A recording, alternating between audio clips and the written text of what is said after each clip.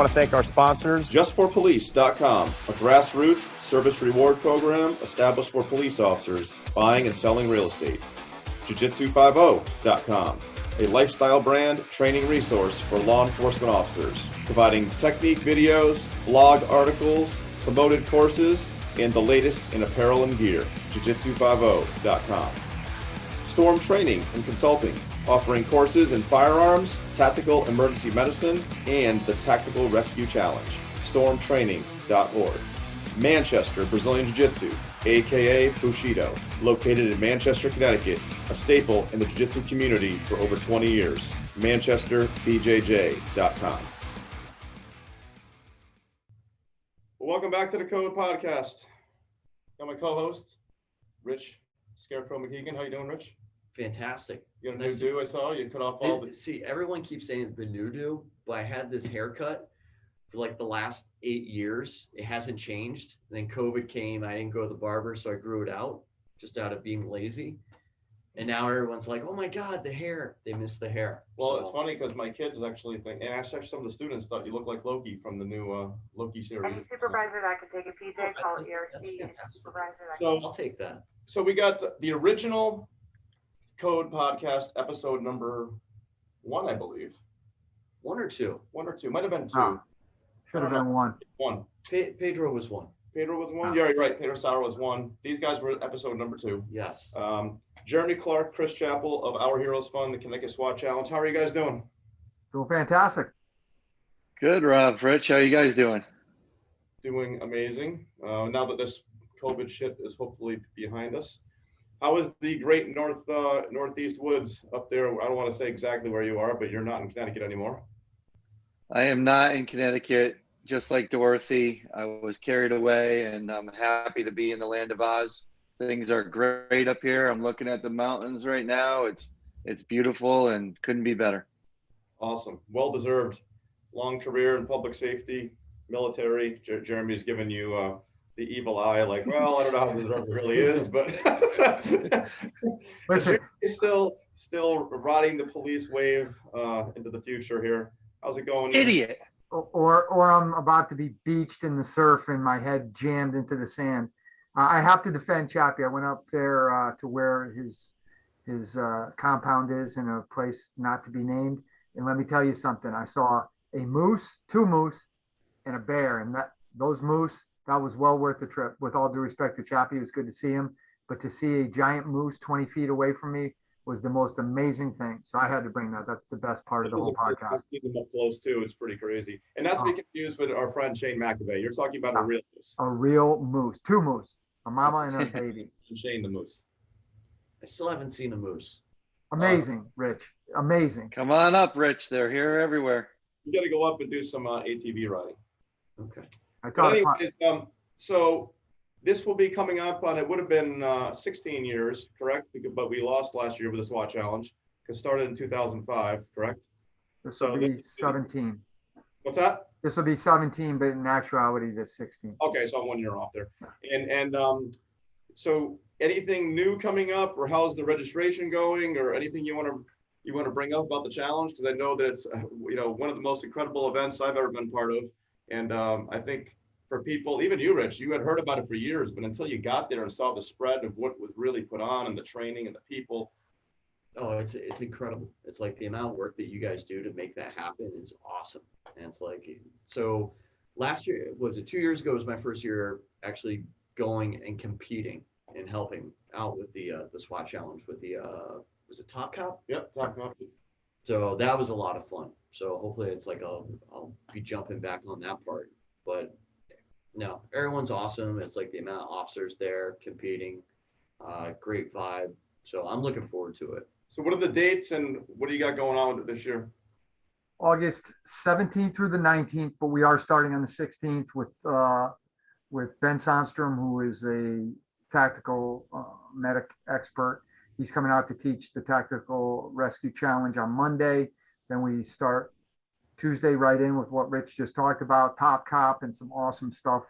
We have a course I'll let Chris talk about on Monday as well. So the 17th, 18th, and 19th individual and team events. And yeah, it's going to be exciting, Rob. everybody that's coming last year with it not being in COVID and everybody shutting down and that whole rigmarole, everybody's pumped it's coming. We are moving to a new venue, so it's kind of cool. We're moving to the oldest gun club in the United States, the Harper Gun Club. So that's going to be a change of venue. It's only going to be about 10 miles away, but it's still right in the heart of the Farmington Valley, which is going to be cool. But it's a single venue, so guys won't have to be moving. So it's going to be one place.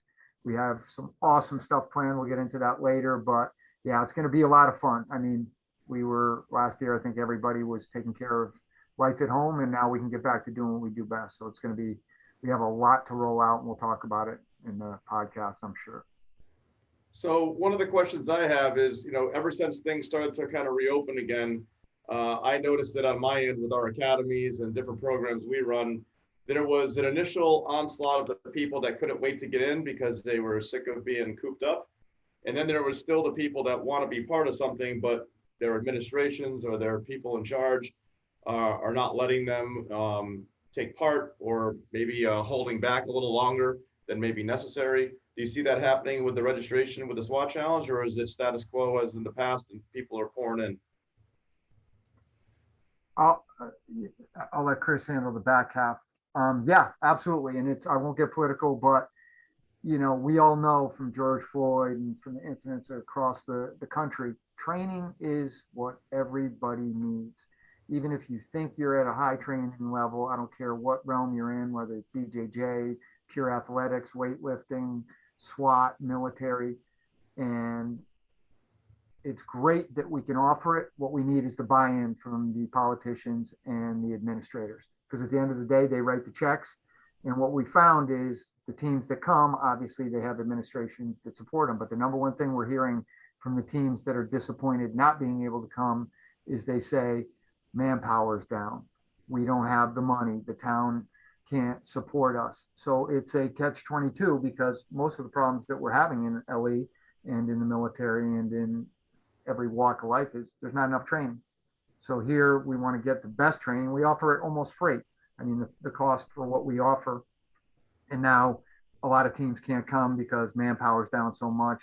But like I said, the administrators and the chiefs are saying, yeah, we'd love to get training, but we have to be able to answer calls. Well, if you're not answering calls in the best manner possible, you got to find your guys the ability to get them training. So that is the biggest thing that we're running into. But the truth is this, we have a very robust field this year. We have military teams, we have local, state, we have corrections, federal. So it's awesome. So the teams that, I'm kind of preaching to the choir, but the teams that understand the training value and how the cost of it is almost nil. So to be able to come and have to backfill, it's worth it in the long run. So it's been the teams, we're going to have a great field. So I'll let Chappie talk about kind of the registration and some of the other stuff with that. Oh, it's my turn. I don't think I've ever heard Chris stay that quiet for that amount of time in the presence of others. He monopolized the last podcast, so I had to get a few words in. Listen, mostly it's because I live in an area where I'm running about 5 meg download speed on my internet here. So it's luckily I'm only hearing every third word that Jeremy's saying. So no, things are going well. I mostly handle the sponsor side of things, and the overwhelming consensus is they want to get back out and get to the shows and meet the guys on the ground. And so they can show off their newest wares. There's been a lot of marketing that's been going on. Some big shows were canceled, so these sponsors are ready to get back out and support the law enforcement and first responders that have been out there day in and day out fighting through all these problems that we're going through. So it should be a great show. As he said, we're moving to Hartford Gun Club, and they've bent over backwards to help us and be a big part of making the event go off smoothly. So we're definitely excited for this year. Now, you mentioned sponsors. I frequently will get people ask me, hey, how do I become a sponsor at the SWAT Challenge? You know those guys, right? And can you, for the audience, let them know, like, if there's people out there? I know we have companies that watch. how do they get involved as a sponsor? What's the process? Well, first you have to get Manchester BJJ to jump on board, and then once they get on board, usually everybody else follows suit. So that's the first thing we need to do. Now, on our new website, again, it's about 95% populated right now. We were waiting to kind of unroll that, and that's gotten out. So you can go to ctswatchallenge.com, and right on there in the upper left-hand corner, you can register, and my information is on there. My email is on there, and my cell phone, but no crank calls because I know where to find you. So, but yeah, seriously, if we can always use new and fresh sponsors. Guys love going through the tents, love seeing all the new stuff that's out there. And along with that, we kind of run some classes, and we'll probably get into that a little bit later with some newer technology from some companies. And as always, there'll be some technology from these companies in the events. So it's promises to be another great year. Is there any specific sponsors, well, not like a specific sponsor itself, but an area that you would like to see filled, or maybe a part that comes in that you've been missing in the past? Yeah, you know what? I think honestly, we have a lot of the technology, the firearms companies, the optics, and those kind of companies, and they've been phenomenal. What I would like to see a little bit more of is maybe some of the tactical or even just outdoor clothing companies, outdoor research, cool, triple lot design, companies like that, I think could do very well at our event. So yeah, I think companies like that, but anybody who's a law enforcement and first responder supporter is more than welcome to come. And there's always something for somebody. Remember that, for a lot of us, law enforcement is was our life, but as I'm finding out now, there's life beyond that. And some people found that out earlier in life. So any of these companies, guys, like Rob said, hey, they're going ATVing, they go camping, they do whatever, those Cabela's and the Bass Pro Shops and any of those companies, these are the people who are using your products.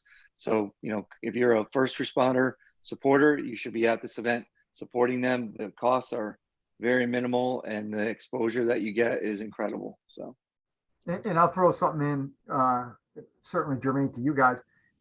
With the companies, especially the ones that support us, they understand, you hear the jargon, ROI, the return on investment.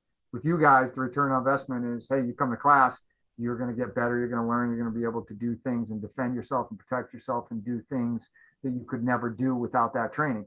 The return on investment, the companies that come and support us, they understand it. The return on investment is usually, we've already bought the equipment. We've bought a lot of the stuff. Departments are using the stuff, and they're now supporting the people that have supported them, and they understand the reciprocal. And yeah, they might make future purchases and they plant that seed that grows to a great tree that has a huge ROI that they can discernibly say.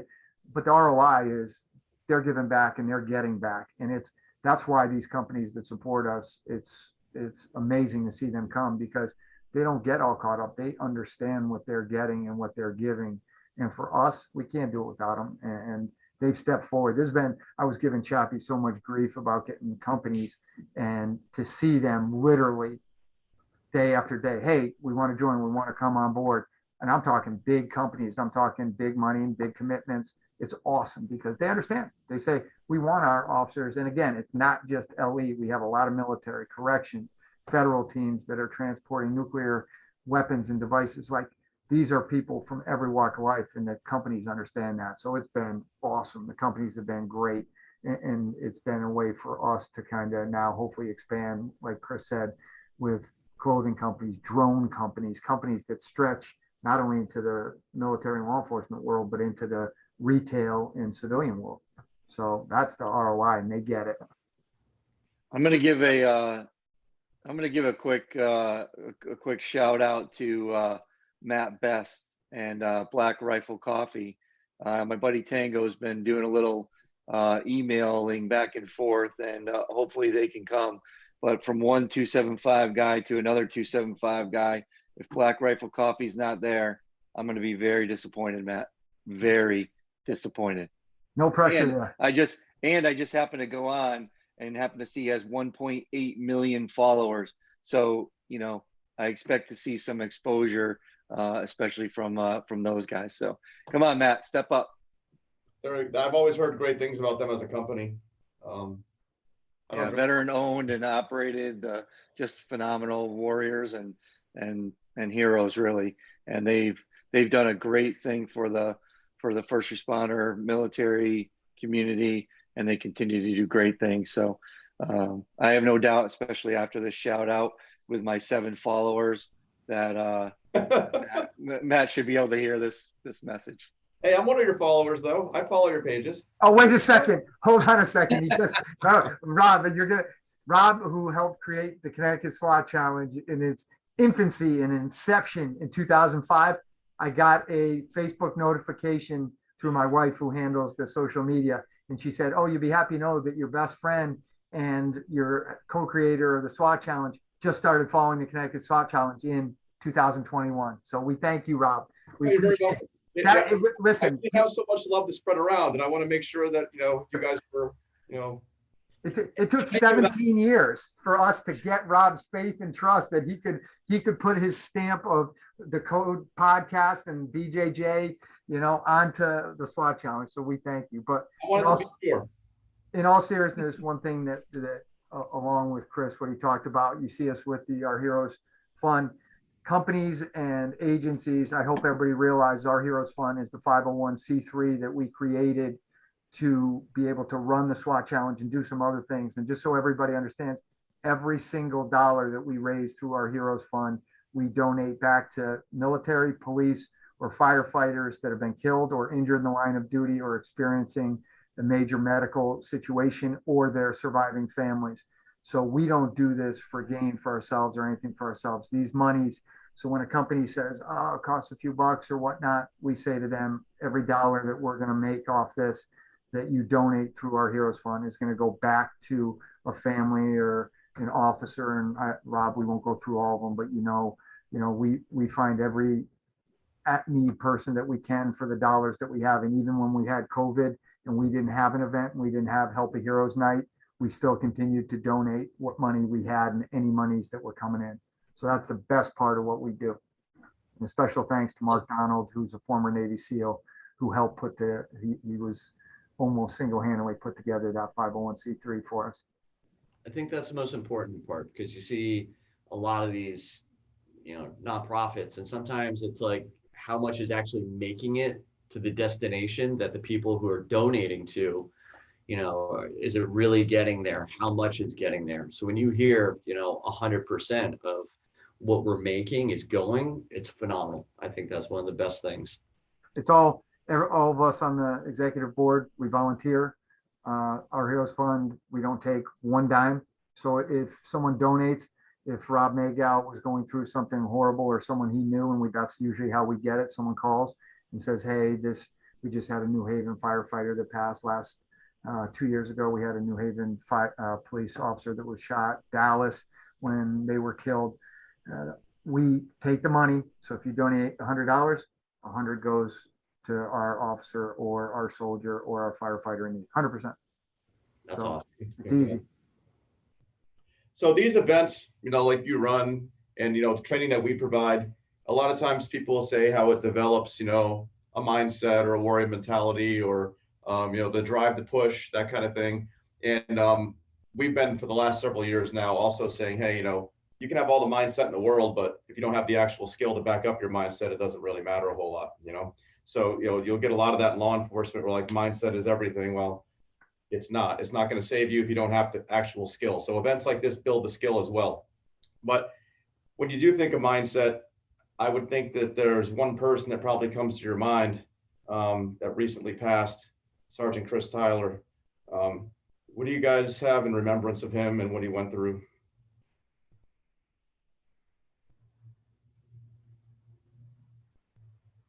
I'll give one of the easiest ones.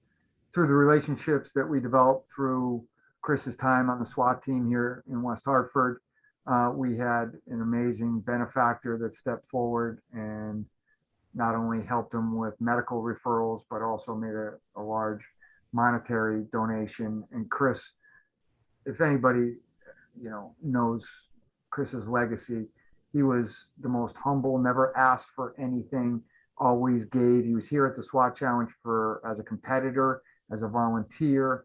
And what more can you say about a guy that did it himself, volunteered, helped out, did everything he could because he wanted to pay that forward. And even once he got sick, and he got sick in 2015. And if you see the pictures, he's running with the team. I actually had to tell Chris, I was running the team, and I said, Chris, you can't compete with West Hartford. And he's like, come on, LT, please, please, please. And I said, you're going through your treatment. I want to keep you safe. And he still was able to convince me. He put on a pink t-shirt to support cancer awareness, and he ran with the team.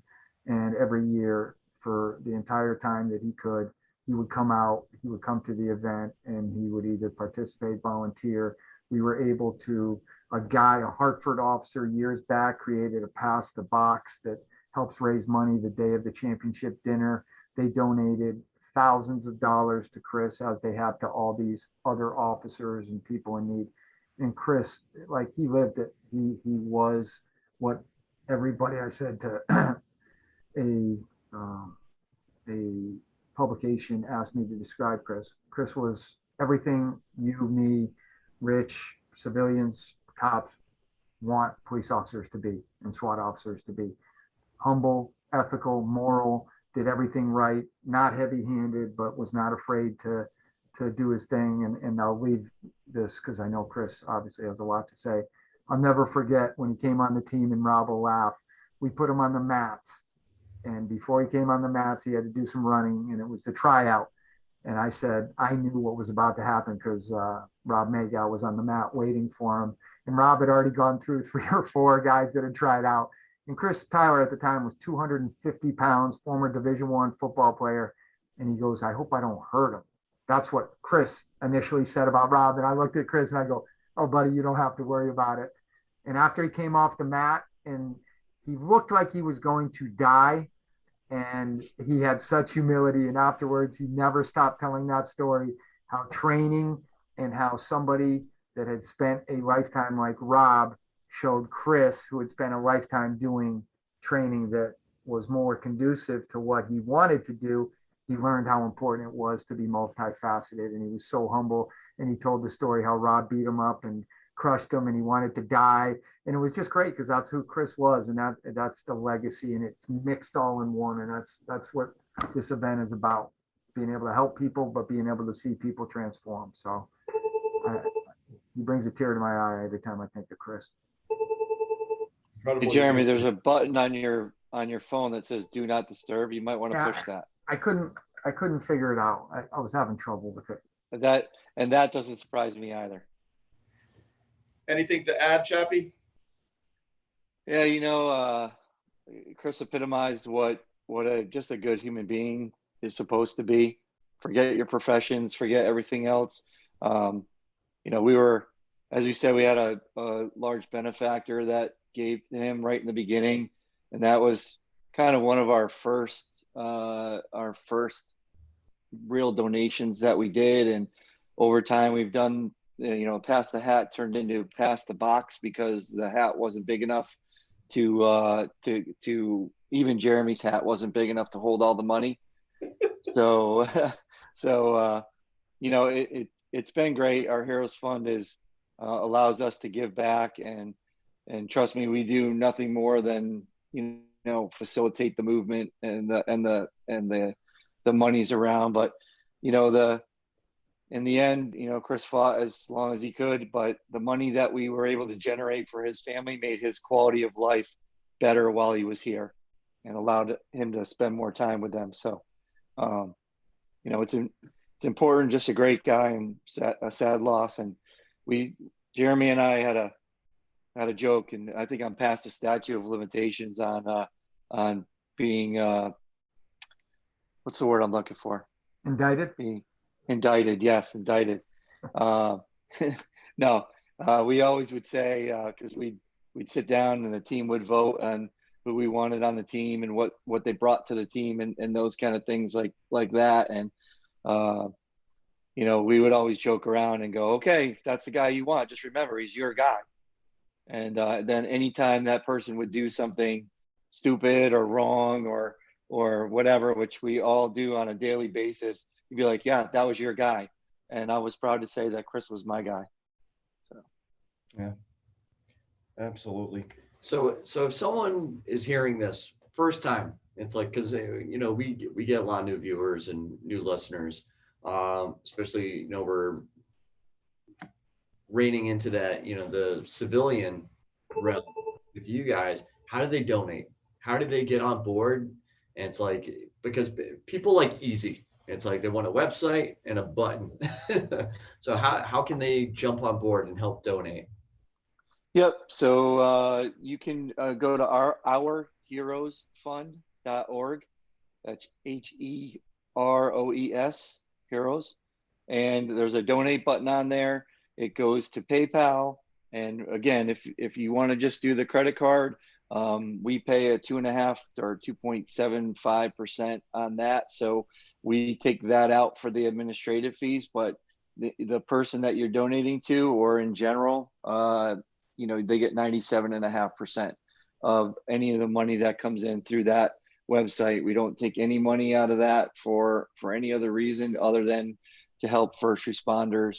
Again, if we have a PO box on there. If you want to send a check, they'll get 100% of that money guaranteed. So, there's another organization out there that's really took off and has good marketing and is much larger. I won't say their name, but they end up taking 8%, from that. So, we do the same thing that they do. It's just they have better marketing than we do. So we appreciate this time on the Code podcast, so that we can get our word out there, our name out there, and hopefully get more people. You can also become a reoccurring donor, which we have a couple of those that donate whatever monthly, and it just comes out of their credit card or their bank account, whichever one they set up. So thanks for bringing that up. We hope more people reach out and donate, and then allows us to do more things with that and help more people. Yeah, that's good. I hope that, well, most people listen to this anyways, but for the ones that do watch it online, it normally, when you speak, it goes to the box. It highlights the box of the person. And it seems like right now it's just staying on us. So. Well, you're the most important people, so. Yeah, no, I wanted to make sure it's going back and forth, but I have it set up so that it's supposed to do that. So maybe it's just on my end, hopefully.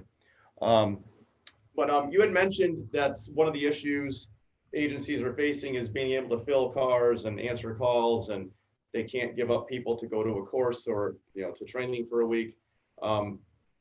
With everything going on in the country with law enforcement over the last several years, how do you guys feel, or what do you guys feel agencies could do to hire new officers, retain officers that are there, and make it an environment best as possible for them to continue doing their jobs and doing them professionally? I know that a lot of agencies have tried doing some things to recruit people and keep them, but it also seems like a lot of others are just stuck in the archaic ways of the past, and they're just not changing things for them. And I think they could have a big impact on how long people stay in the job or new people coming aboard. Because I think that if this continues the way it is, you're going to end up with a self-fulfilling prophecy. You're going to end up with the really good candidates not applying to become police officers anymore, saying it's just not worth it. And you're going to end up getting a bunch of people hired over the next several years that probably would have never had the chance in the past and don't belong there. And you could end up having bad decisions being made because bad people were hired because there's no one else to take the job. What do you guys feel about that? I think for sure, in seeing it, I've been involved in the hiring process, so I can speak to this, at least part of it. Listen, there's no easy answer, but a large problem that we seem to be seeing is you have to actively go out and be creative We need to get people that come from every walk of life, and every person that you come in contact with, you should at least be understanding that, listen, it shouldn't be an entire profession that should be off limits, or I don't want to do that. So we have to actively go out and do a much better job. Be bold, be creative. And unfortunately, listen, this isn't a popular answer. A majority of chiefs and politicians are not bold. They don't want monumental change immediately. It takes forever. It comes incrementally. And right now we need these people that have the power to bring people in. You can say, hey, politicians, hey, we need to work on our officers need to be X, Y, or Z. Well, you have the ability to change the standards to bring them in. You have the ability to say, hey, we're going to go recruit come up with them, colleges, historically Black college universities, military institutions. You can do that, but you have to be creative. Someone has to say to the police department, hey, you can go out, come up with programs. Yeah, you have to come up with incentives, financial, monetary, retirement. You have to mix them all together. And right now, the lack of creativity it's not working. We are now in a different medium. You have some PDs that have terrible social media. How in 2021 do you not have a robust social media program that can reach out and show people what you're doing every day? Biggest problem is people don't know. They see the worst. What they don't see is the day-to-day interactions where it's not the worst. You see the best, you see the worst. What you don't see is the 98% that everyone in this podcast knows is the actual meat and potatoes of police work. And if we have PDs that haven't gotten into this century and saying, okay, we got to have a nice social media that lets us do this, you're never going to be able to evolve and change. And right now, I think we're stuck, and you're seeing now you get the knee-jerk reactions across the country. Why? Because everybody wants change, but nobody's willing to take the steps to do bold things to make that change happen. So, they have to start doing that. You have to actively recruit. You have to actively make it incentivized to do it. You have to show what the benefits and what the job is. It's not as bad as people think, and it's not as one-dimensional as people think. But until we get the powers to be that'll do that, and I'll leave you with this. I guarantee you that, and I can speak from Connecticut, and when you see it, the FBI National Academy is still running. The FBI National Academy, people still find enough money to send the tens of thousands of dollars it takes to send people there, which is, for those of you that don't know, the precursor for assistant chiefs and chiefs. Well, you need to show that same commitment to the line officers before, during, and after they're hired.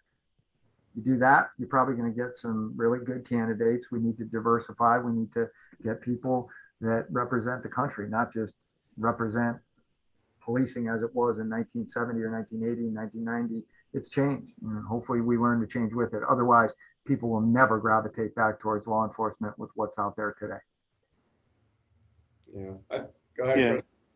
Yeah, I'll take a different tact with that, because Jeremy's right on all of those points. But the mere fact is that we have I'm going to blame politicians first and foremost. I'm going to blame the media secondly. I'm going to blame the administrations for cowing down and bowing down to the mobs that try to villainize law enforcement. I've been, these people who have never done a day in uniform going to sit there and tell people how to do the job. And there's going to be even the chiefs now that are, it was utterly disgusting to me when you have chiefs on their knees kissing people's feet and stuff like that just to bow down to the mobs. So, you know what? You're never going to get good qualified candidates anymore, as long as you have a mentality where you prop up these criminals that, whether right or wrong or indifferent, die at the hands of law enforcement. And you take the heroes that are out there every single day doing the job, saving people's lives, community policing, out there with the kids, buying homeless people food, getting pairs of shoes, all these stories that you see every day. And it never makes more than a minute on the air on social media, let alone the major news outlets. So, you basically villainized an entire profession No, you're right. for a very, very, very, very small minority of people that maybe do something wrong or do something stupid. And listen, no matter how good you are, no matter what the situation is, you're going to make mistakes. And I'll say this, you have malpractice kills 250,000 people a year. 250,000 people die every year at the hands of doctors. But we don't see them calling for making every doctor bad, calling for complete reform, calling for all this other stuff, camping out at their houses, trying to kill them. You know what? People make mistakes. We're all inherently human. And so in law enforcement, we are presented with so many problems, and everything was, we have been tasked to do everything. We've been tasked to be a social worker. We've been tasked to be a paramedic. We've been tasked to be a guidance counselor.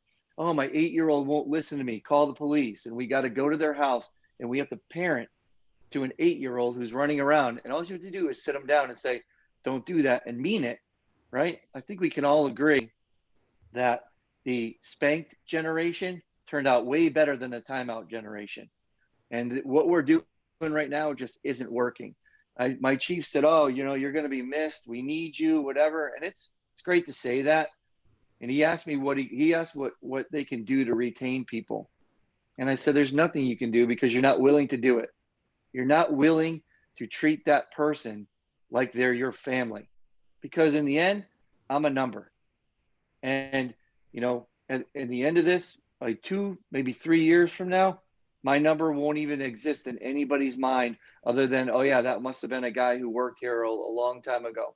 So they don't treat you like people. They don't treat you like human beings. They don't understand that people make mistakes.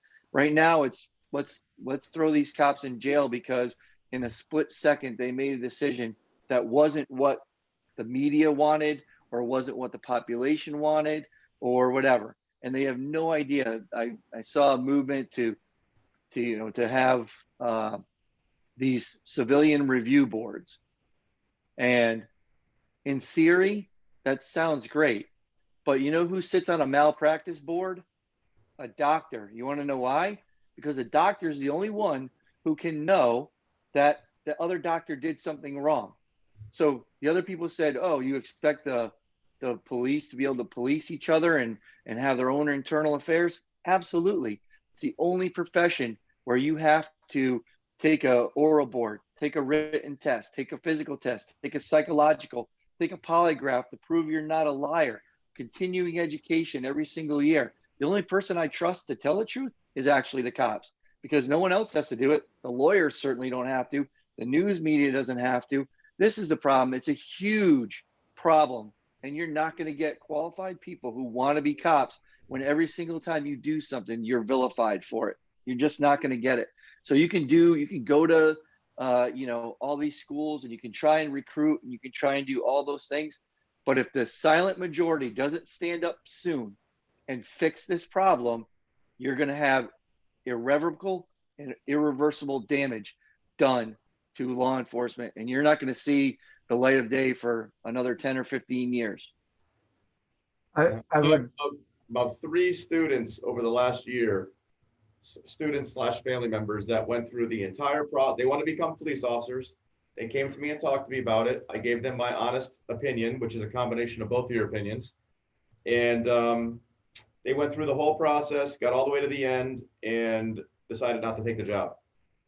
And they're like, the more I thought about it, the more I looked at everything, the more I saw the news every day, the more I went to cookouts, and people said, what do you want to be one of those guys for?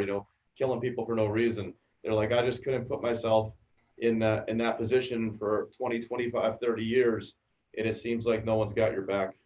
and you guys know, think how fat, I mean, it's fast in my mind. That's changed. It used to be, hey, well, what department are you putting in for? I want to go to Las Vegas or LAPD.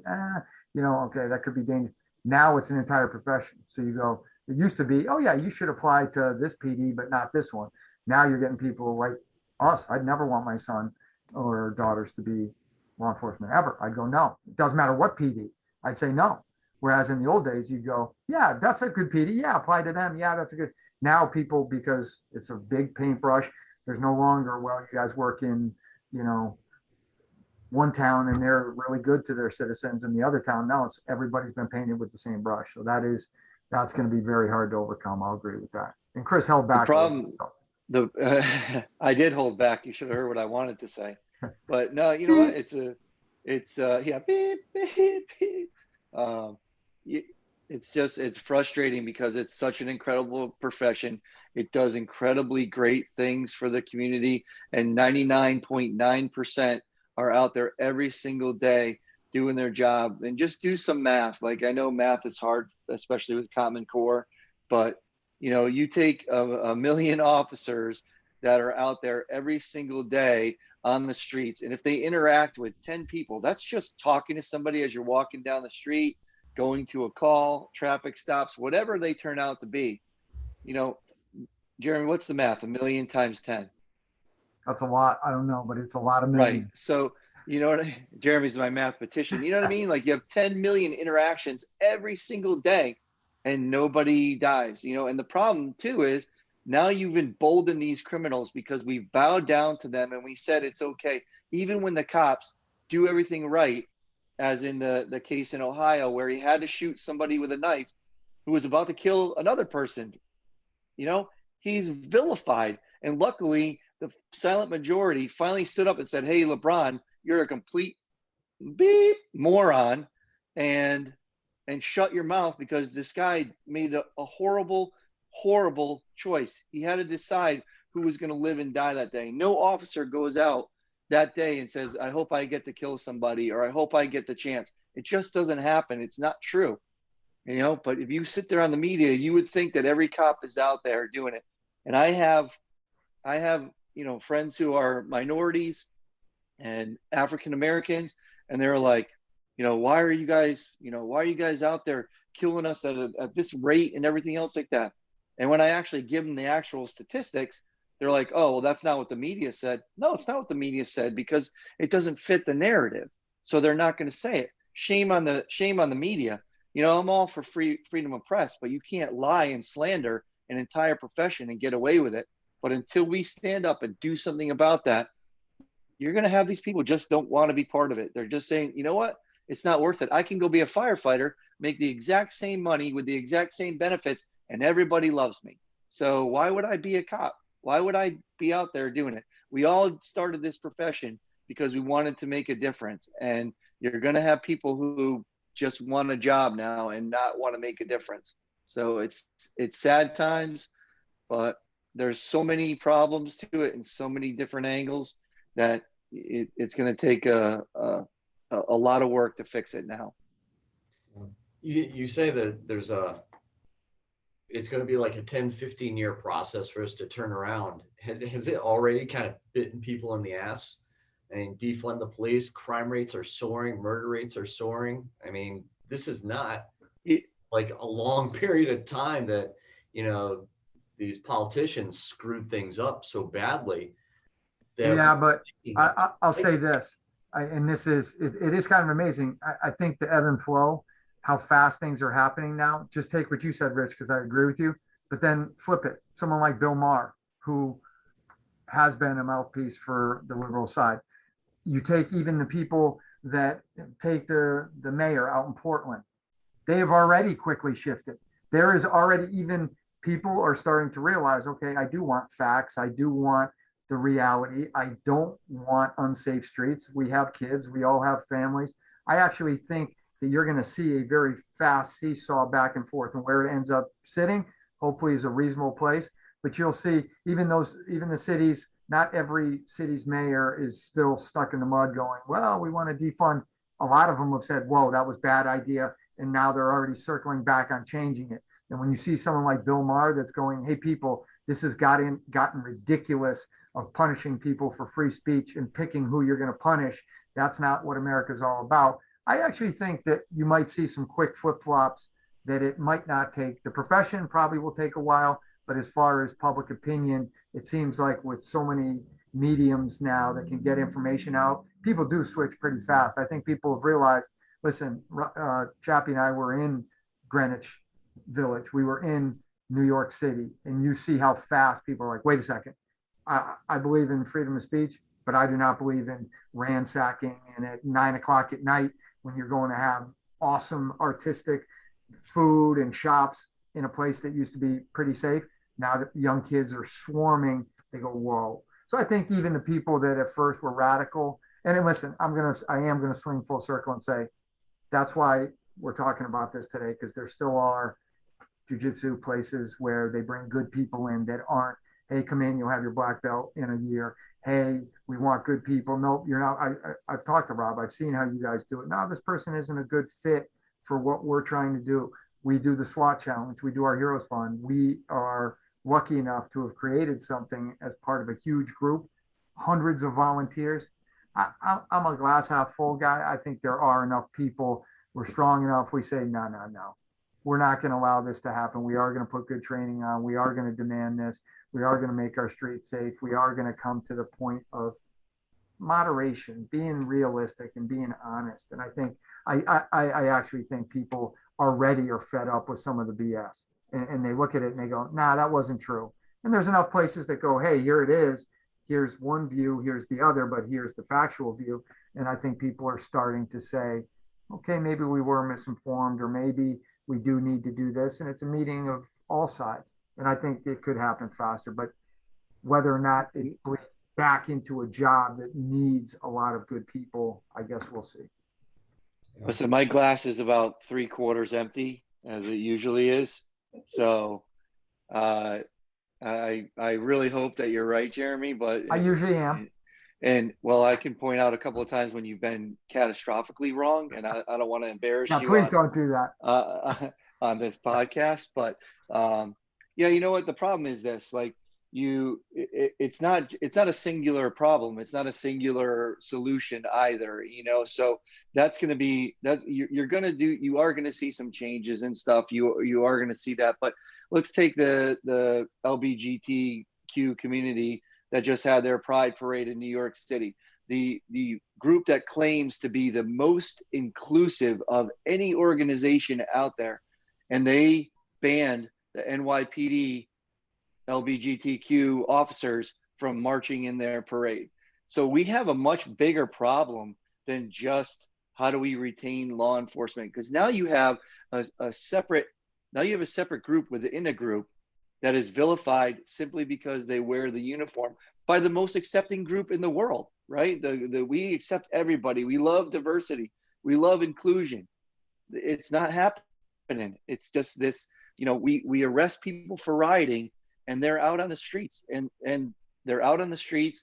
They don't serve any time. You have politicians and celebrities that are bailing out criminals that have burned courthouses to the ground, that have done all these things. Like, we got a much bigger problem than we think we do. And, you know, my son was on playing a stupid game, which I won't even say because I hate it. But he's on there, and he's on, you know, FaceTime with his friend, and this 9-year-old kid goes, Trump's a racist. Where's a 9-year-old kid get information from? You know what I mean? It's like, it's not a singular problem. It's not a small problem. It's a much, much bigger problem. And just like in New York City, it took years and years and years. New York City, you couldn't go down there without stepping over a bum. No offense to bums, you know, needles everywhere, drugs everywhere, crime everywhere, stabbings everywhere. Most of the people that are listening to this probably weren't around in the in the 70s and 80s when it was a disaster down there. And finally, the people, and it took 20 years, and they said, okay, we've had enough. Fix the problem. And they fixed the problem. They put these drug dealers away for minimum 10 years, and they cleaned up the city. New York City was one of the best, cleanest, best places to go. And you know what it is now? One of the worst places again. I've had the luxury of traveling around this country, working and doing some things. In downtown streets in California, a pile of boop right on the city streets, and people just watch them do it. Needles everywhere. It's a huge problem. We turned our back against the people who are, criminally, or not criminally, but you know, have mental problems. We let them out on the street, and we just thought that everything would be fine. And we let out criminals, and we said, yeah, everything will be fine. We have repeat offenders that are murdering people. We have illegal immigrants that are killing people, you know, all the time. Like, and again, we are a country of immigrants. Come here the right way. If politicians don't like the way or don't like what's going on, then fix the process to get into the country. Don't just open up the doors and say, come on in. You know, we've got so many problems. My glass just went to 7/8 empty. Rob, I mean, you said he didn't say much in the beginning. I think we've covered now immigration, we've covered elections. Listen. Oh, we did not cover elections, buddy. Don't get me started on that. This is. I will tell you this though. I was talking with Elliot Spector this week when he was at the last day of our officer survival program, putting the officers through cross-examination on the stand. And he actually did say he thinks that it's starting to slowly swing back our way with the decision in New York recently, among some other ones around the country. The Supreme Court in New York overruled the laws against the police, use of force laws, holding people down, pressure on this chest and all that kind of thing. They took it away, saying it was unconstitutional and that police officers couldn't be prosecuted for it because the law was insane. It was like, even if you held someone down and caused no harm, and even if it happened by accident in transition of the fight, and the person didn't complain, you could be arrested. So listen, I'm no Elliot Spector by any stretch. No one would ever confuse me with him. But first of all, hold on. I got to interrupt you, Jerry. I love the segue, Rob. It's clear that you've been doing this podcast for a while now. That was a great segue out of trying to bring me down, de-escalate, and now into the next subject. So great job. Yeah, we can only have him talking about immigration for so long, Rob. And here's where I do have hope and faith. And Chappie and I talked about this, and Elliot touches on it. We've had two, at least the two that I know, and I think there was a third that was 8-1. They were talking about packing the court because you couldn't get, actually, it was going to be so politicized. You were going to have conservatives versus liberals. How about the faith that smart people with good intents, good ethics, good morals will actually do the right thing? And what did you get? 2 9-0 decisions from our Supreme Court of the United States. The most brilliant people. No one will argue that in the entire country. And they didn't let politics get in the way. They looked at a case and 2 back-to-back and said, hey, this makes sense. So the thought, everybody, oh my God, we have to get equal amounts of people in the Supreme Court so we can actually get equal justice. No, if you put people in the right jobs, doing the right thing with the right ethics, morals, and foundations, guess what? When is the last time the Supreme Court of the United States had 2 back-to-back? Ask Elliot that next time. I'd like to know. Yeah, it's been generations. So you had 2 back-to-back, and you know why? Because they have brains and they look at things and they go, our job is to look at facts and things that actually are factual and matter, and we'll come to a reasonable conclusion, and people can do that. So I agree with you. I think you're going to see now that backsplash. People go, I don't want, who's going to take their kids into a city that isn't safe? Who's going to take their mom? Who's going to go to a hospital in the city? And listen, look at Hartford. How many grocery stores are in Hartford? Who is going to say, hey, you know what? I can pick a grocery store. I'm going to go in a city, and nothing against Hartford. I'm not saying it's unsafe by any stretch, like New York or Seattle or Portland. But who's going to go to a Portland grocery store versus one on the outskirts or in the suburbs? You're not going to go to a place that's unsafe. So for self-preservation, if nothing else, we have to get police back to where they were, and Chappie obviously touched on a lot of it, but it can be done. It absolutely, people are going to say, wait a sec, let's get down to the facts and let's get back to basics. And if, listen, the Supreme Court can do it, then certainly that should set the example for the rest of us. So ask Ellie. I would be interested to hear the last time I will ask. 10 more years. 10 more years, Chappie says. So in closing, just is there anything else you guys want to add in regards to the SWAT challenge? You had mentioned some about some courses, some technology, some different things that might be coming up that might attract some. Yes. I want to add closing. What do you mean closing? Chappie, why is Chappie blurry? First of all, that's making me nervous. You see his screen's blurry. That's making me wicked nervous. Probably my internet. Here's the thing. Come as a competitor, come as a team, come as a volunteer, come as a company. That's what I want to say about the SWAT challenge. If you don't come to the SWAT challenge, do something in your locality to make your officers, your teachers, whoever safer. We happen to offer the police version, the military, the corrections, and we bring everybody. It's the second biggest event in the country, and we come together. We're going down to support our brothers and sisters down in Florida who run the biggest SWAT competition because they do the same thing down in Florida. Come support. Come. Why would people, if you had a chance to spend a week with a bunch of the same like-minded people who want to get better, whether it's a BJJ seminar that you, listen, I'm always amazed. I think if right now Pedro Sauer put together with your people and said, hey, we're going to go to pick anywhere you want, Columbus, Ohio, and we're going to do an awesome seminar with companies and BJJ guys and speakers for a week, and it's going to cost you $500 for 10 people. You literally, it would be sold out. Why? Because the BJJ community is so tight. They realize great gifts and great training when they see it. We're offering the same thing. We just don't right now have the buy-in that you guys do as much. I want to get all the companies, all the officers. If you're tired of all this stuff, come support each other. Show up. $500 for a team.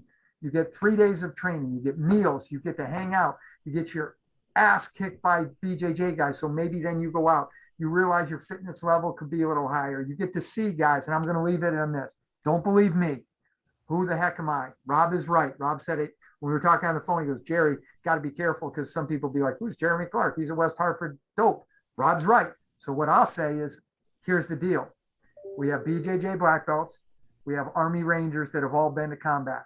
We have Department of Energy, which are mostly special operations guys, and the most highly vetted federal employees, probably other than FBI, in the country. And know what all those people have said? That the Connecticut SWAT Challenge is some of the best training that they've ever been to. Don't believe me. Believe these people who've been deployed, who've been on the mats, who've been in fights, who have been to shooting ranges, who have been to every other event. And they say, if you can, go to the Connecticut SWAT Challenge. That's the best promo for us ever, because it's not us. Of course, we're going to self-promote. Talk to the people that come and help do it, and they'll tell you. Chappie, you got anything else? Oh boy. Stay off immigration. I barely even touched on that. Jeremy's right. And, the Connecticut SWAT Challenge, we've always considered it to be a training event that we keep score. And, guys are ultra competitive, but in the end, our goal is to give the best training possible. We cover everything, just like he said, during the Top Cop and during some of the other events. We got BJJ black belts that are out there, wrestling with these guys and working them over and working them over and working them over. And, we have night vision, Elbit America, using their night vision in events. Aim Point is doing a class this year on their new red dot pistol sights. Cry Precision giving out, thousands and thousands of dollars worth of their clothing and stuff like that. There's just so many of our sponsors to name, and they come out, and we donate about $150,000 worth of equipment back to the communities every year from our sponsors. And on top of the money, we're donating equipment and the training back to these departments. It makes them safer. It makes them better. It makes the community safer and better. And ultimately, that's our goal, is to just keep things moving forward. And 6 months from now, everything will be peaches and cream, Jared. See, it worked. You know what's funny? I think you said this years ago, Chris, and I've stolen it and use it all the time. But you'll go into any volunteer fire department in the country, but especially here in New England and Connecticut, and you'll walk in and you'll see a small town with millions and millions and millions of dollars of trucks and ladder trucks and equipment, and zero questions asked. They'll show up at a person that got a bloody nose with $10 million worth of stuff, and everybody waves at them and thinks it's the greatest thing ever. And they never once would expect you to show up at a fire at the house and use the person's garden hose to put the fire out. I think you said that once.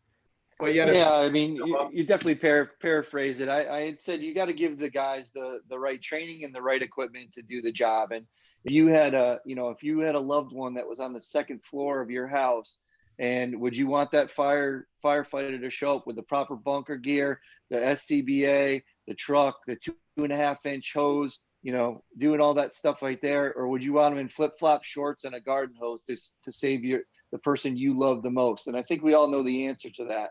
And, you know, it's just because law enforcement, unfortunately, we see each other sometimes at their worst, and we're responsible for being the parent. You know, we have to discipline people. We have to arrest them. We got to bring them to justice. And people don't like that. No one does. No one likes being spanked by their parents. No one likes being grounded or put in timeout or having their phone taken away from them. But there has to be an organization out there that does that. And that is what law enforcement does. It's policing the people to keep them honest and whatever. And you got to give them the right training, and you got to give them the right equipment. This thing that you're doing with the Officer Survival Series, you know, Rich and Rob and everybody else who helped out at that, unbelievable. It's a great program. It's about 20 years behind where it should be. You know, but I saw firsthand the difference between a BJJ black belt and how they handled a scenario that involved force versus somebody who, even though they're learning, still is new to it. The confidence level that they had, the demeanor that they had is what we need and going forward. And I'm glad to hear that the program was a great success. I'm glad to hear that at least the Connecticut Post is moving in that direction to make it mandatory. And I think it should be moving across the country to make it mandatory. Just make these officers feel more comfortable, less likely to go to all those tools. They have them if they need them, but much more capable of handling those easier calls because they're not overwhelmed. So kudos to you and your team, Rob, that are putting that on. And I just expect to see it explode immensely, because we don't need defunding. We need funding. We've always said it. The more training that these guys get, the better officers they're going to be. And there's no better training than the Connecticut SWAT Challenge to get medical training, physical training, shooting, PT, anything you want is in those events. So definitely come on down. If you got a team, call up Jerry and get down there. If you got a company that wants to support these people who are making our communities safer, then give us a call. We're more than accommodating and love to have you. What you ever any plans in the future for maybe you probably don't have the time to do it with I can't be president. I can't do everything, Rob. I mean, no, I'd like to, but the media, we always talk about the media, and I've seen some places do it, but I think you guys have the perfect venue to like literally invite every Connecticut-based media company to come up there and go through scenarios on their own.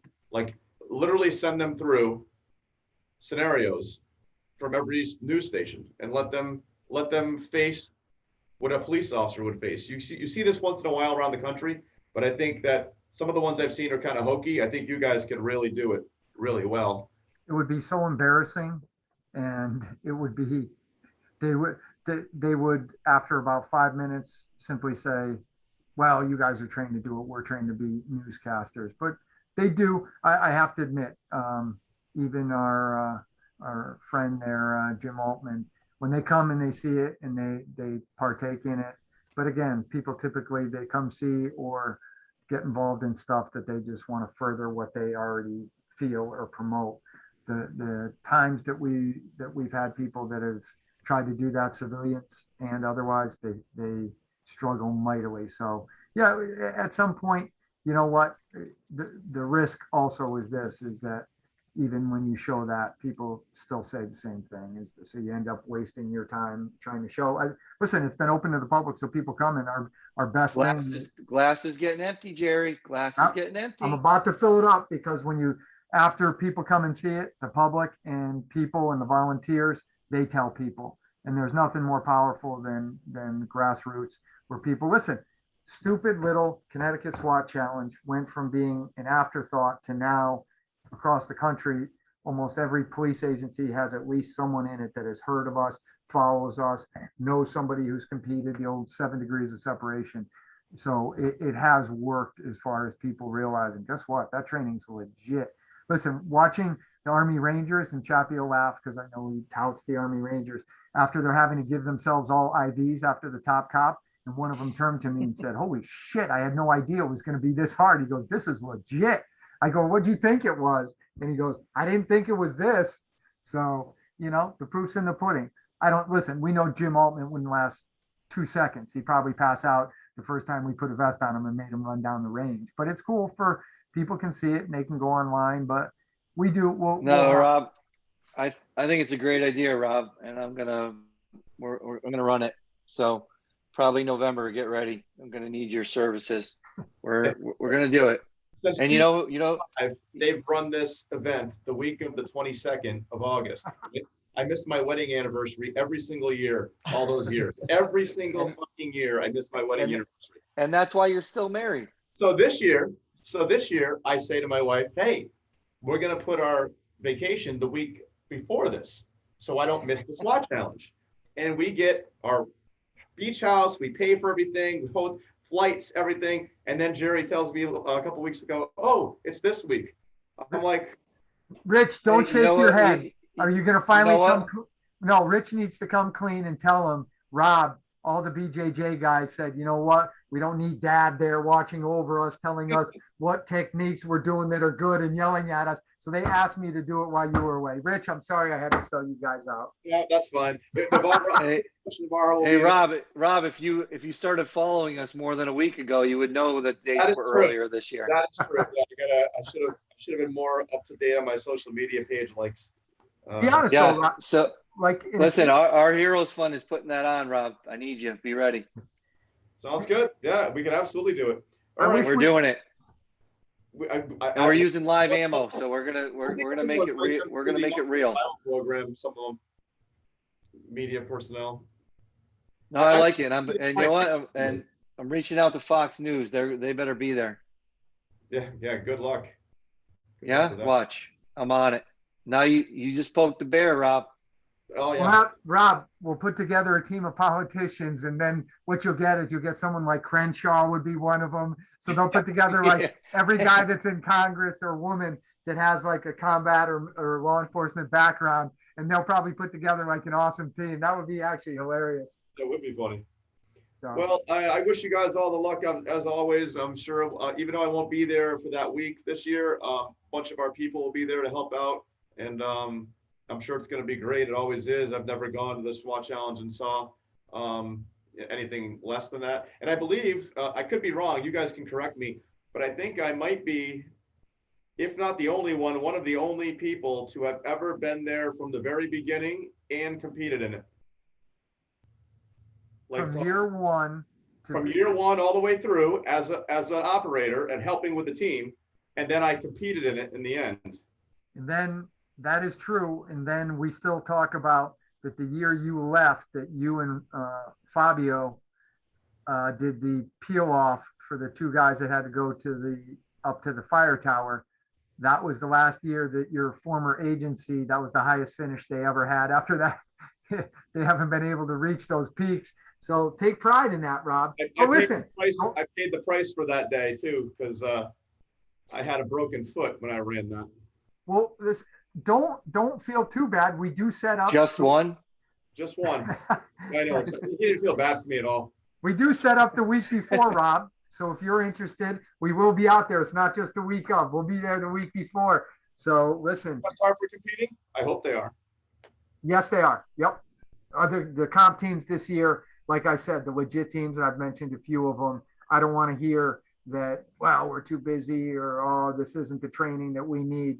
Listen, when special operations units, both in the military and in the law enforcement world, their agencies say, you guys need to go. I don't want to hear that it's training that is off the realm for what a normal team should or will prepare for. So, or better yet, when they tell you they want to get ready for the next year, they don't think I love that. I always ask them, I go, do you respond to call outs now? Yeah. I go, well, then you can come to the challenge. It doesn't matter. You still finish higher than the person who didn't come. So that's the way I always.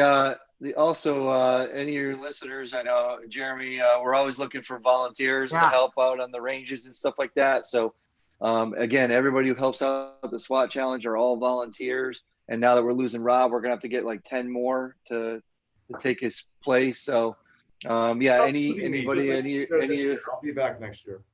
any of your listeners or anyone like that want a good workout, we can have you running up and down the range, resetting. So, but we have work. Sandstrom was supposed to show up at my place that week when he comes out, and I wanted to, get on the mat with him. He's getting a little arrogant with all his David Goggins like videos out there. Can you please do me a favor? He's David Goggins, apparently, who doubles as Chef Gordon Ramsay. Because if I have to see one more steak filleted into 37 pieces with asparagus and julienne potatoes, I tell him, listen, dude, nobody wants to watch you. I can go on a professional cooking channel. But yeah, Ben will be there. We love Ben. Oh, you're a striped white belt, dude. Didn't Alex, when Alex was like 8, go on the mat with Ben and beat the crap out of him? Well, that was Kyle, my wife's I'm sorry. Kyle, who is now a pilot in the Navy. He beat the snot out of him. He was like 13, and Ben was already on the FBI SWAT team as a medic, and he was in his mid-20s in great shape. And Kyle's about 13 or 14, soccer player, maybe 120 pounds. Yeah, and he told me. He still talks about it. He actually just called me a week ago in Sandstrom, and he's like, remember that kid, that a relative of yours? He still thinks about it. He's still haunted by it. That's why he's back. 55, what is he, 56, 57-year-old guy back on the mats. But listen, I give him credit. It's never too late. No, he is not that old. No, I know. I'm giving him a hard time. So, hey, Rob, so I posted your survival seminar, and my buddy who lived in Connecticut but now lives in Florida, who just got his black belt, BJJ black belt, commented on it. So we got a far reach. We're stretching out. He's actually under Pedro Sauer, same coach as me. Yeah. Well, Chappie's frozen. A great up. guy. He was a former Marine drill sergeant. Ah, crap. Can you hear me now? Yeah, I can now. Yep. Yeah. So great guy, former Marine drill sergeant. Just continuing on his BJJ career, and just saw him get his black belt. So awesome day for him. And he commented on it, and obviously big jiu-jitsu fan. And he did law enforcement actually in Las Vegas for a short while as well. So nice. Good to reach out and have those fingers. Social media is good for something other than dancing and other stupid stuff. Yeah, whatever it happens to be. Yeah, the other day, shared one of my. This was weird for all those Facebook people out there. He tried sharing it the other day, and when he shared it, it attached like 700 and something of my photos off my Facebook page to the somehow we still can't figure out how it happened. And he calls me like, oh my God, we gotta how we so we ended up taking it down. We did a few times, ended up getting it back to normal. And I said, man, it's a good thing it wasn't Jerry's phone that it attached. I go, I said, that could have been catastrophic if those photos leaked. But big shout out to Matt Swenson from Aimpoint, who follows us and has been following us for a long time, Rob. He actually saw it and called me up. He's like, dude, you posted 666 photos. I'm like, what are you talking about? I haven't posted anything. So I went on there and I saw that. I was like, oh crap. So deleted it quickly. That's crazy. In closing, I'm going to ask what most of the viewing public on this podcast wants to know. Rich, why is the top of the hair so dark, but the beard not? Right? Look at that. The top is so dark. It's beautiful. You took the hat off? You honestly want to know what it is? I can't really put it together yet, but about 4 years ago, this was all like nice and some brown, some red. And as these 4 years progressed, it's gotten whiter and whiter. I can't understand what he's saying. That he worked for me for 4 years now. So listen, and my answer would be this. I used to do that all alone. Thank God I got a guy like Rich now because. Hey, Rich, when I became friends with Rob, I had a giant afro. Look at me now. I always say grass doesn't grow on a busy street. Hey, thanks a lot, guys. And stay safe. I know, Chappie, you only work like once every 6 months, but when you do, be careful. And, listen, someone's got to do it. He does traffic control at graduations, a former combat Army Ranger, SWAT team leader, team commander. Our Heroes Fund. Now he's relegated to doing part-time traffic control at graduations. It's a Hey, sad all commentary. I can say is no one crashed during my watch, and that's all. That's what I was That's there for. exactly right. And soon enough, Jerry will be there too. Yeah, I will be. That's true. I hope so.